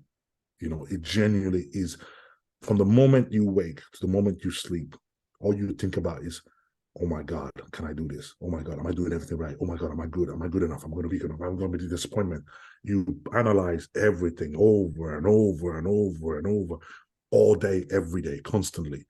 And it just gets worse the closer it gets to the show. Because it got to the point where we were about 4 weeks out, and I was like, I couldn't even post any pictures anymore. I was like, no, because everything is scrutinized, everything is broken down, everything. I'm like, you're 4 weeks from the show. Of course you're not ready. You're 4 weeks from the show. You got 4 weeks left. But people look at it, oh no, he's not in shape. Look, he's lost this. And I'm like, and it's literally, it feels like your head is about to explode when you're getting everything is scrutinized. Everything is, oh, this guy's here, this guy, and you're thinking, why can't we just wait for the show? It's not, nobody gets judged before the show. Wait for the show. But you get that much pressure and everybody's expectations is so high. And believe me, man, it led to a lot of late nights and a lot of very unhappy moments and a lot of just like, what the hell is this? I mean, this is not what I signed up for. It's my first Olympia. I just want to enjoy it. I just want to enjoy the experience. But that pressure, it's intense. It's very intense. And I think the later weeks of it, I literally had to really, really dig deep to say, okay, block out the outside world. Okay, no more. How did you do that? I had to cut, no more watching YouTubes, no more looking at, no one look at posts, do what you have to do for your job. Just try to, don't put things out there, but don't take anything in. Just stop. Just quiet it down. Just stop. Just, and I was feeling the pressure. My lady was feeling the pressure. Milos was feeling the pressure. So he's feeling the pressure and he's on the other side of the world and he's looking at my updates and he's thinking, okay, is he good enough? Is it, and we all like bouncing that, negative pressure back and forth from each other. And we literally, we had times we even bumped heads. And I'm like, look, we just need to stop. And we had a plan already. We had a plan. Like, okay, bring you in. This is the reason why we said we stopped checking our weights. Because we thought, okay, it won't matter. All we got to do is be in condition. Just be shredded. Don't worry how size you are. Don't worry where you have it. Just be shredded. And that was our plan. So nothing's changed. But why are we all now like jumping up and down every time someone says something? I'm like, look, we need to just calm down everything else. And luckily enough, my Mel, she's always been there by my side. And she's always been the one that was more clear head than any one of us. She's always been the one to say, okay, right, no, because when you have that much pressure, you want to, even though you have a plan, you want to change things. You want to say, oh my God, okay, we got to change. No, she's like, no, that's not the plan. Stick to it. No. And it's so powerful that the point is, that when we were trying to dry out so far for the show, I remember we went to athletes registration and I got my number and I realized, okay, I was 29 and Ramy was 30. So he was the guy I was standing next to. Now, the whole show, we've always said, oh, we're going to just focus on being dry as much. Don't worry about it. All of a sudden, we realized we're standing next to Big Ramy. All of a sudden, it's okay. No, we got to be as full as we can. We got to be big. We got to be full. We stand next to, that's all things. Then hammers your head. And then my lady was like, nope, that wasn't the plan. It doesn't matter. The plan was be dry as hell. So stick to the plan. Stick to the plan. And it's that sort of pressure. It's insane how much, and I know that all the other athletes felt the same thing. Yeah. It's insane how much that pressure does to you. And it's insane how much it gives you sleepless nights. It puts you in a bad mood. It puts you out of place. It's insane what that kind of pressure does to you. And, experiencing that level for the first time, I'm like, wow, okay. Next time I need to be a lot better with this. And, funny enough, since that, it made this preparing for this Arnold so much more relaxed. Because I'm like, well, it's nothing like that. So, and he really truly made this Arnold feel like, oh, it's a walk in the park compared to for the Olympia, Yeah. So yeah, that is seriously, I know some guys have to play like it's no big deal. Yeah, I'll just do it. That pressure is insane. Yeah. Let's get to the other in a minute, but I would like to talk about the Olympia for a minute or two. So how did it feel like to meet those expectations? I mean, you stood on stage and suddenly you were like first call out, standing next to Ramy, battling for it. Oh, and people were sent away. You were on stage when you call out again. Yeah. They left you on stage, brought out the first call out again. Yeah. You ended up 6th. Man, you can imagine what that feels like, especially knowing from where we were just 2 years ago to be in first call out in the Olympia. I mean, there's no words. There is no words to explain that sort of leap and that sort of bounds and how that feels to you, because even that show, the thing is, one thing I know with me, regardless of how nervous or how anywhere I'm feeling, the minute I walk out on that stage, a light switch goes off and I just do my job. I'm like, yep, I'm going to be the best here, and that's it. And I always have to trust in that to help me out, to sort of keep me contained and keep me in track when I'm in that position. But backstage at the pre-judging, I remember being backstage with all the guys and everything else, and we've been there for a while, and we're looking around, and I'm thinking, oh man, I'm just not good enough to be here. And I'm looking at all the guys, I'm thinking, we've blown it. This is out of my league. This is too much. I can't do this. This is going to be crazy. Oh man, I don't know what I can, and all the thoughts starts to pop in your head. You're looking around, you're thinking, oh man, you start to panic, and the guys are going in one by one. I'm one of the last guys to go up, and you're watching them on the screen, and each guy goes in and go, he looks amazing. He looks amazing. He looks amazing. He looks amazing. Oh my God, how the hell am I going to stay up with this? So it's that pressure of it that sort of like, it builds you up, and you're kind of thinking, okay, how do I control myself? So we walked out the first time, and I'm like, you know what? Switch goes off. You stand there, you come out confidently. You never let that show. You always come out ready for a fight. You do that, come out confidently, did a single entry, go back out. So they bring you out in groups. At this point, I'm standing a Big Ramy. I was like, look, all year, you be going about, if you ever stood next to Big Ramy or Brandon, you're going to fight like your life depends on it. Well, that's your chance now to do it. So when we came out, I know it was Big Ramy, Big Ramy, Blessing, and someone else, and 2 other guys that was in that collar. I didn't focus none of them. I was like, Big Ramy's on my left. I'm standing. I'm going with him. I'm going to get close to him. I'm going to show that, yeah, I can hold it. Remember, at this point, I didn't even know if I had enough size to stand close to him. I didn't have a freaking clue how I looked next to anybody. I was just like, okay, I'm just going to battle. So when we go out there, I know I'm standing and I'm hitting the poses and hitting the shots, and I'm making sure that you do it confidently. You make sure you stand your ground, do it properly. And I remember walking back out after that call, that walkout. I remember one of the guys walk up to me, and I want a cameraman backstage walking and going, bro, we just saw you walk next to Big Ramy. Oh my God. All of us back here, we all went quiet. We were like, holy crap, bro, you're just as big. You're holding your own. I'm like, really? I didn't. I was like, oh, I didn't, because you don't see yourself, you don't know. So I'm like, okay, that's obviously, that's good, I guess, So then they bring everybody out. And when they bring everybody and they put that much guys on stage and you're standing there looking at everybody, believe me, 30 guys, all the best in the world, is a sight to behold. You look at that on stage and up close and personal. Bodybuilders is one thing, seeing bodybuilders in pictures and seeing in videos, but when they're right there in front of you, it's insane what they look like. And you standing there going, holy crap, wow. And I remember standing at that point waiting for the call out, thinking, if I'm in second call out, I don't mind, because this is a crazy lineup, and I guess how good everybody's looking. So I'm like, for me, that's good enough. I don't care. That would do. You know, I'm happy. So they call out starts, and you're hearing, okay, Hardy, Brandon, Nick, Ramy, and I heard my name, and I'm like, oh my God. And at that very specific moment, it's almost like, holy shit, really? And you're walking out to that line, and every single part of you going, let's freaking go. This is the moment you've always begged for. You freaking, let's get it. Let's go. You know, you stand there, you're going round after round with poses. And, you know, everybody's sort of thinking, and that whole time I'm thinking, I can't believe I'm here doing this. I'm freaking going, you know, you're going pose. I'm like, just do your job. Just come on, man. You can do this. You just do this. And I'm posing and going round and round. I'm thinking, okay, you know what? Just hold your own. Don't back down. Hold your own against these guys. Come on. Hold your own. You can do it. You can do it. And I did that. And then they asked all of us to leave. And I'm like, I didn't even get left back for the second call out. They actually asked us, and I'm like, oh my God. And, you know, and you come up with that point, and then you have, you know, Brandon coming up to me and saying congratulations. Nick's coming up to me saying congratulations. And I'm literally over the moon, and I'm in shock, and I'm thinking, this is crazy. I can't just believe what just happened. I can't believe it. And you're trying to process that when you're standing backstage about to go back on again. I'm thinking, oh my God, this is insane. This is insane.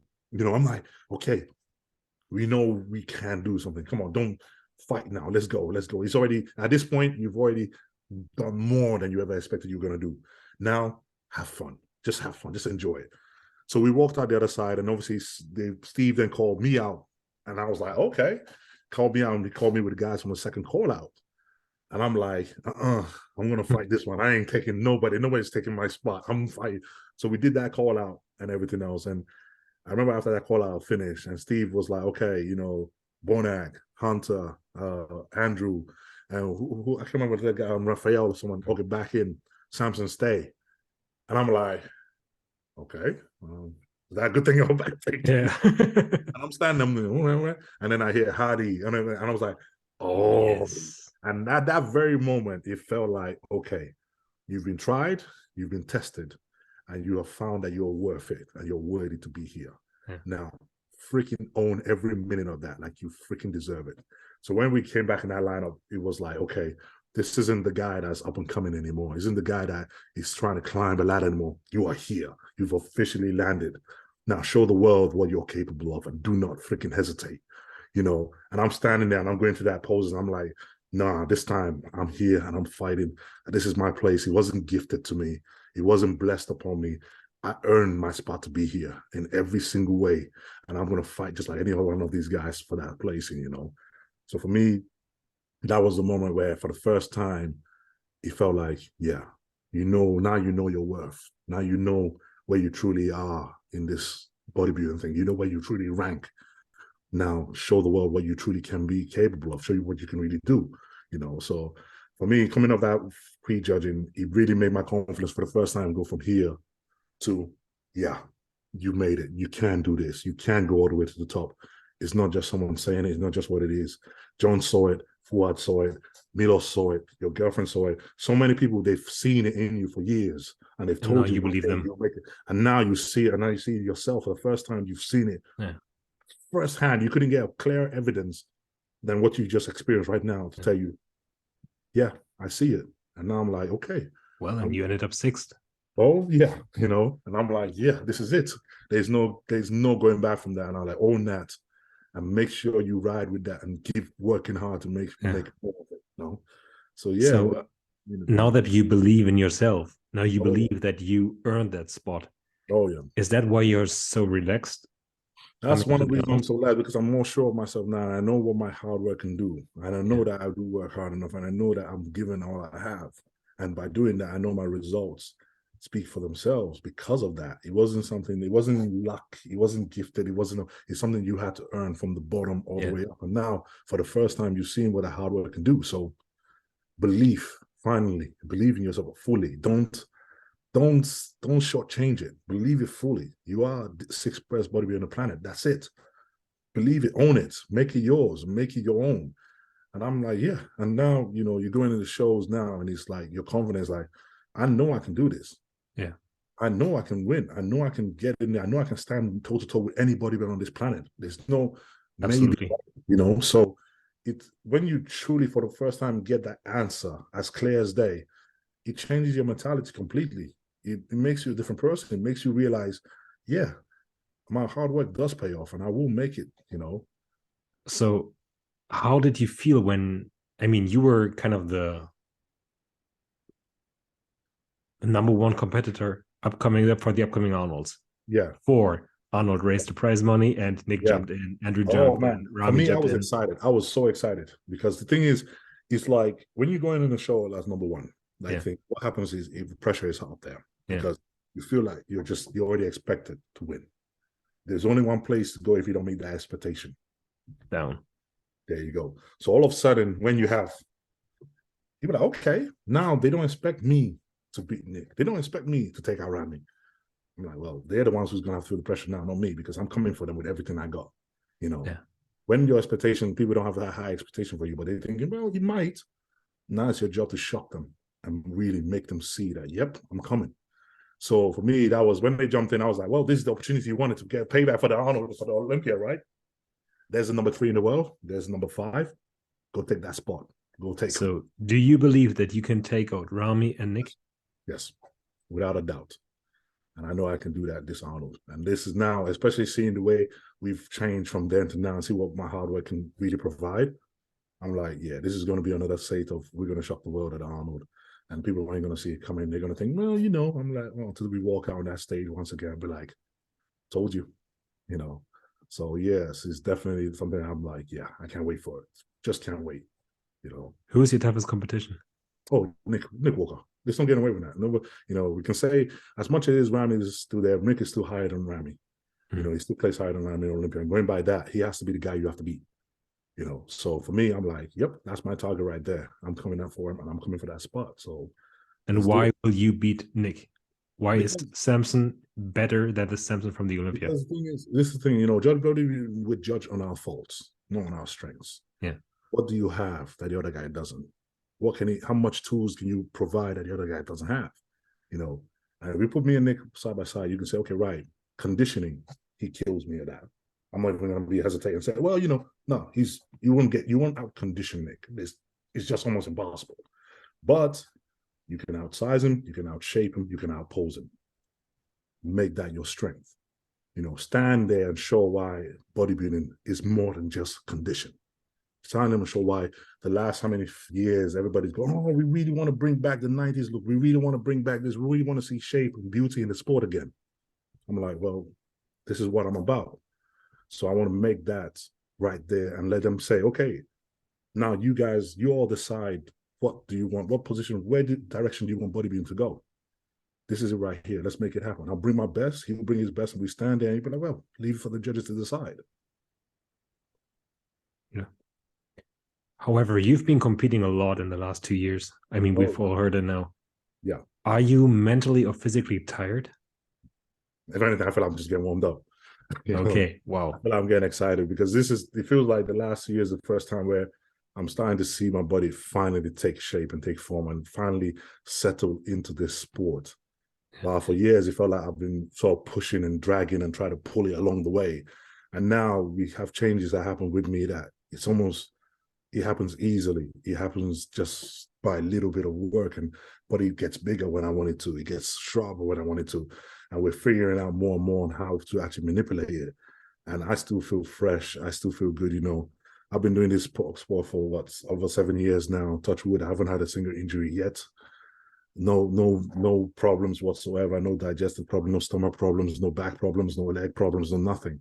And I'm still feeling as fresh as I've freaking, if anything, I feel better now than I did when I first started, you know. So for me, I'm like, you know what, touch wood and feel like carry on that. And I'm like, I'm only getting started. You know. So with that, I'm like, I'm so curious. More than anything, I'm more curious of what my physique will be like in another 2 years. Yes. What it is now. What would it grow into? What would it become? What would it morph into? Yeah. As I see the changes happening rapidly now. And I'm thinking, another year, what would I be looking at? Because I remember looking at my physique after the Arnold 2022. And I'm like, man, what would I look like after the offseason? And I was so curious, like, after a long offseason with Milos, and like, what would I look like at the Olympia? And I'm like, I know I'm going to be better because I can see my body changing, but what would it be? And then this Olympia, we all stood back and went, whoa, where did all that size come from? Yeah. And now I'm standing here going, man, with all that, what the hell would I look like in another year? What would I look like by the Olympia? I think you will already be improved on the Arnolds. Yeah. Won't you? Right. So I'm curious. And that's why people have you as a future Mr. Olympia. And this is it. And, and this one where it's not like, because honestly, it's not like right now I'm forcing change to happen. Or I'm having to really, like what I'm saying, like this diet for the Arnold, I'm struggling less now than I was trying to get in shape for the Olympia. And Milos is going, you look harder already. You look better than you ever did. You look way better than Olympia. And I haven't even started cutting your food yet. And I'm like, yeah, I know, this is crazy. I'm like, and he goes, every week we check in, and he goes, every week I look at you and I think, okay, I'm going to have to start dialing you in and cutting your food, but you're looking sharper without it. So have another week the same way, keep going. And I'm like, all right. And we're getting sharper, but we're not losing any size either. So he's like, well, you're not getting smaller. You're still big and round and full and dry and hard. And, well, there's no need for me to make changes when everything is going to plan. I'm like, and I'm saying, I don't know what's going on, but I think his body is kicking in gear and he's just doing it. So, I mean, I'm not going to fight it. I'm just going to let it happen. But it looks like, he wants to do this. And he's really genuinely he responds like he wants to do this. So I'm like, well, let's make it do what he wants to do. Yeah. It's just insane, really. I'm so looking forward to seeing you on stage again and seeing you shock the world again. Yeah. But when people talk about you as the future Mr. Olympia, is it flattering to you? Is that motivating you? Or is that something that puts the pressure even higher? It's more flattering and a motivation, because honestly, no one would have said that a year ago. True. No one said that 2 years ago. No one would have even hinted at the idea of it, So when you hear it now, you're almost thinking, man, it's still quite overwhelming thought, because even though, you're sixth and you can say, okay, I can see the deadline right there. The idea of actually still achieving that is still like such a big, like this big thing that I'm like, I wouldn't even know. I know how to work and get the work done. But honestly, when I get there, it's the same thing. Once you get there, it's like, how do you even, because I haven't even mentally, although, yes, I know I'm sixth in the world, but I haven't actually let it sink in yet. Mm-hmm. Really, say, you do realize. You haven't realized? No, and really step back and go, you do realize what it means to be sixth in the world. Right now, you're sixth in the world. Do you really know? And I'm like, because we've been in prep the whole time, I haven't actually had break yet. So I haven't actually sat down and like, okay, really diagnose what that actually means, And honestly, if it's this crazy now, I mean, being Mr. Olympia, I honestly don't know, It's like, wow, I want to get it and I want to get it to find out, but it's definitely going to be one overwhelming task. I believe in it. And you should too. Definitely. I do believe, I mean, without a doubt, I do believe we can make it happen. That one, there's no question about it. I do believe we can make it happen, And I do believe when the time comes, it will happen without a doubt, But it's almost the same thing where I believe I can chase after a goal and I believe I can get a goal, but I don't know what I'll do even to catch it. It's like, then I literally just have to find out. But I didn't know, until then, work your ass off to get it. I think that's the biggest tool, like your new self-belief, right? Yeah. Yeah. And as we said in the beginning, now you're shooting for the stars. Be prepared to hit. Definitely shooting for the stars for this one. Yeah. And for the first time, like this is the first show, even the Arnold, this is the first show I believe.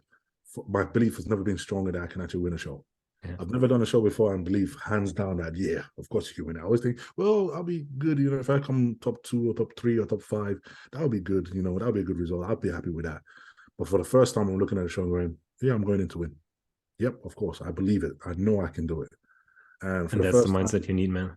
And honestly, it's a different feeling, it's a different mentality. It's not just something that's coming from arrogance or from this. It's coming from, okay, I've seen what my hard work has done in the past. I've seen it happen. So why not believe it? Why not? You've proven to yourself that you could do it. You've seen what your hard work has done. So at what point do you finally start believing yourself, if not now? What point? If you don't believe it after this Olympia and after now, then absolutely. Are you ever going to do it? So this is where I'm like, I do believe in it. I do see it. And I do believe I can do it, Yeah. And you've just said it. You've earned your spot. Yeah. You've earned your right to be there. Exactly, you know. So Right. this one for me, 100%, you know, is going to be a special one, and I'm definitely looking forward to it so much.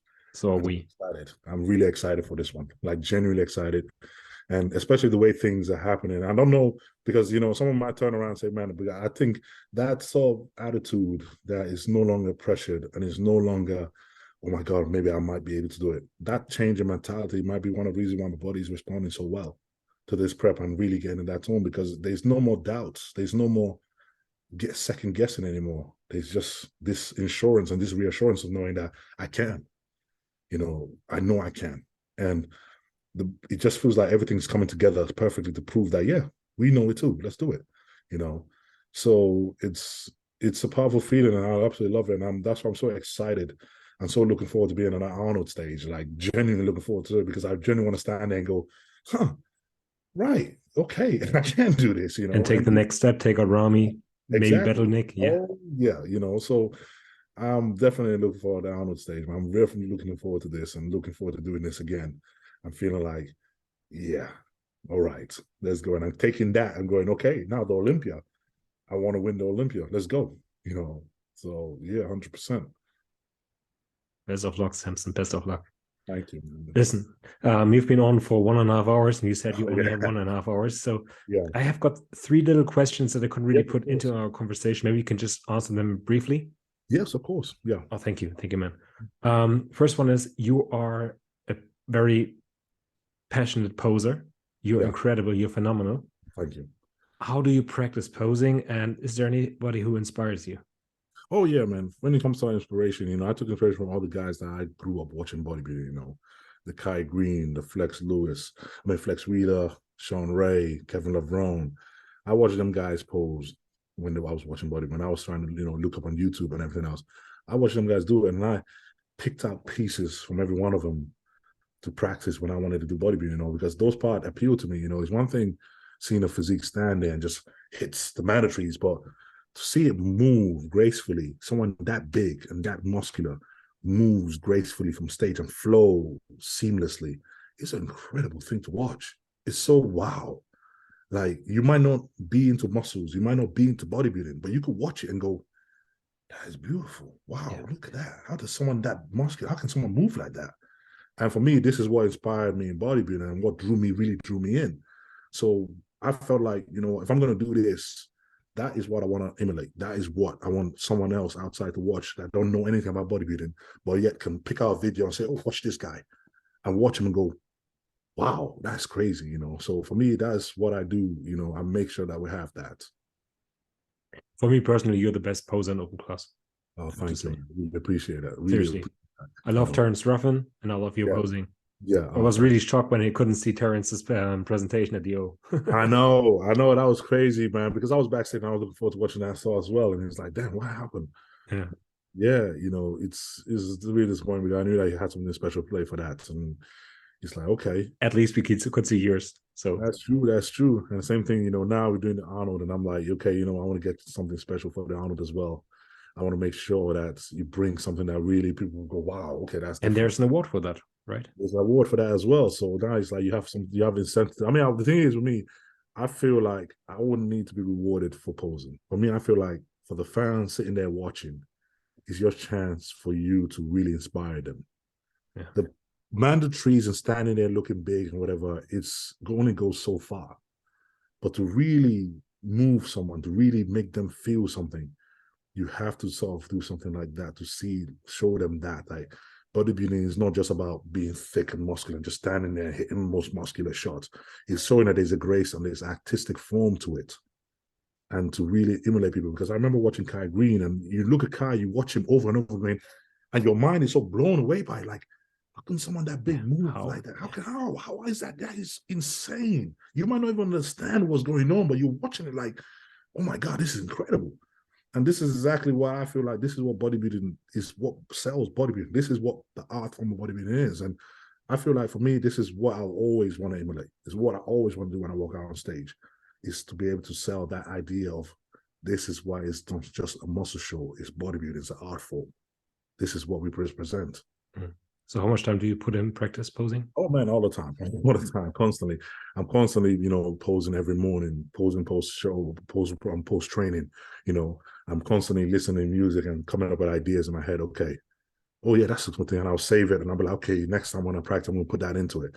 So I always spend a lot of time like fine tuning and watching those guys from the '90s and the '80s and picking up pieces here and go, okay, I like that pose right. I wonder if that look good on me. I'll try it and go, actually, yeah, that goes well. But like, nah, that doesn't work. I'll try something else. And I'll put those things together. And when it's time to come up with a routine, I'm like, okay, all the ideas I've had written down in the past, I'm like, okay, what style of routine do you want to put together? Do you want something soulful? Do you want something exciting? Do you want something, dramatic? What do you want? Then I find a music that sells that idea. If you want to be dramatic, you use a dramatic cinematic music. If you want to be soulful, you use a soulful, cool down, relaxed music. If you want to be exciting, you look at more pumped up music. Then you put up the poses to it, and there you have your vision, and you bring it out for people to see. And this is just the way it's always worked for me. It's like being able to solve. It's almost like going to the West End and watching a show in a theater, and like, whoa, the drama and everything else. And those people that sit in an auditorium to feel that when you do it. And I think, that is what I try to make sure that I do when I kind of practice those routines and try to put something together for it. Thank you. Second to last question. What is your opinion on German bodybuilders? Do you know any? Yes. What's his name? Oh man, obviously I used to love Dennis Wolf and Hosstile. I mean, Hosstile in Germany. I don't know if he's still from there, but I think he's Polish. And what's his? Tim Buttigieg, and obviously Hoffman as well. Yeah, I don't remember his name. How he say? I know it's Tim. I don't remember how he says his last name. Buddhisheim. Buddhisheim. Is it Buddhisheim? Yeah. Buddhisheim. Yes. Yeah. Him too. These guys, I've competed with them. When I've had my whole run going through Europe, we've had a chance to compete multiple times with each other. And you know what, man? You gotta love them. You gotta love them because they've always been so supportive of me. They've always been so welcoming on me. They've always asked me, man, you need to come to Germany, man. We need to do a training session together. We need to. And you know what? Every single year, I'm like, man, yeah, this year I have to do it. You say I have to do it. And things come up, but I know that for me, especially the fact that I know my brother lives out there, it's such an easy trip to actually take. And I'm like, you know what? Yeah, definitely. But these guys, I absolutely love and respect these guys and what they've done and what they do for bodybuilding, honestly. And I've told you before that the German fans, they love you. Really, they love you. Oh, thank you. So you're more than welcome to visit us all. Oh, 100%, man. Are you coming to Fibo? I'm being in South Korea and Fibo. No. And I really wanted to because I actually got an invite for it officially. And it just happened that I booked South Korea right after the Olympia. The people from South Korea messaged me and they said, without quarantine this time. Yeah, and this was without quarantine this time. For the first time I went back there and they booked me up and they booked me for South Korea. And I was like, okay, yep, that's the date. And it was in April. And I was like, yep, I'll do it. And then I got a few messages back later on and said, oh, would you come? We'd like you to come for Fibo. We'd like to come for Fibo. And I was like, okay, yeah, of course. When is it? And I looked at the date. I was like, oh, crap, it's the same date. And I was like, oh, my God. And I was like, and I've always wanted to come to Fibo as well. So it was just, it's really unfortunate. It ends up being the same time of being in South Korea. And I was like, damn. Next year. Oh, definitely. Come next year. I'm going to put it that one first. I've already put it in my calendar because they've already booked me for next year already. So I'm like, yeah, that's me, All right. And last question, you've just signed a long-term contract with Hosstile. Oh, yeah. So, I mean, we all can guess why, but why did you pick to stay with Hosstile? I mean, you probably had lots of offers from other companies. Yeah, you got offers from other companies. People obviously try to say, man, when your contract is up, because my contract was supposed to be up in March with Hosstile. Oh, yeah, you need to come. I was like, you know what, man, this is not even a question. It's not even a no-brainer. I'm not leaving Hosstile for anything. I'm with them. They believed in you from the first minute, right? Way when I was asking all these companies to help me out and just give me a break. And Hosstile was the first one to say, you know what? I didn't even contact them. They contacted me and say, we see you. Yeah. Well, I want to give you a shot. What can you do? And they've stuck with me every step of the way, every downs through every ups. They've kept me on track and kept me on there, and they support me every step of the way. So I'm like, man, for me, this is my career. I'm with you guys to the end. Come do or die. I'm here. You guys helped me when I had nothing. So there's no way I'm going anywhere.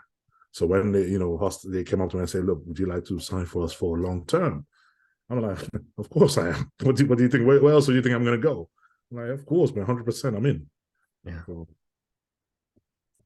So unfortunately, you cannot buy Hosstile products in Germany yet. Not yet. Well, wait till the end of this summer. Really? Yeah, Hosstile is officially be coming to Europe and UK. So awesome. Big things happening. So, but anyways, how can people support you and follow you on your journey? Yeah, just, I'm always active on Instagram and active on my YouTube channel now, Building Up SAMSON DAUDA, IFBB Pro. So please like and support me and follow the YouTube channel and follow my progress on the Instagram. I like to update and keep people up to track of what's going on by the day, especially through this Arnold prep. And, I try to give play-by-play breakdown through the whole prep, not just when it's good and when it's up, but when it's also down and when I know I feel like crap, through prep. But I like to give everybody a breakdown, let people sort of take this journey with me, because I always feel like when I was coming up, a lot of things that happen backstage and what the pros do, I wasn't aware of what it was, and I didn't know. But I felt like, if I'm going to go through this, I want to give people a real insight into what it takes to do it at this level and what it actually feels like and what actually happens on the other side of the stage. So by following me through this journey, you get to see, okay, how does the prep goes? How do we get from where we are now to that moment you see us on stage? Mm-hmm. What exactly happens? Everything, the diet, the training, the supplementations, the ups, the downs, the tanning, everything. I like to take everybody through that whole process until the minute the traveling, until the minute we walk out on that stage. I make sure I document everything on my social media platforms so people can see it for the first hand and follow it, because I know when I was watching on the other side, that was the questions I always wanted to know. And, guys weren't really showing that. So I'm like, well, if I'm going to get the other end, there might be somebody out there that is trying to see what actually happens on the other side of everything.